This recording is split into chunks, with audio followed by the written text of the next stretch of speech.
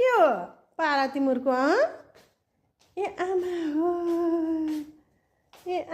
छोरी खै लैन लैन बाहिर हिँड्नु छोरो बाहिर हिँड्नु न कत्रोसँग जमार पखमा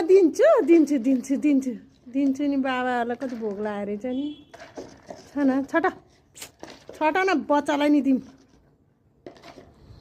यस्तो गर्छ त यसले लगाएर छोरालाई नै नदिने भने चनै छैन यति ख जम्मा छोरी खाए ए आमा हो कति दिनमा आएको नि यिनीहरू लापता भएको थिएँ ले सोझी न भित्र छिर्ने होइन नि कान्छे ल सोझीको बस भित्र जाने होइन भने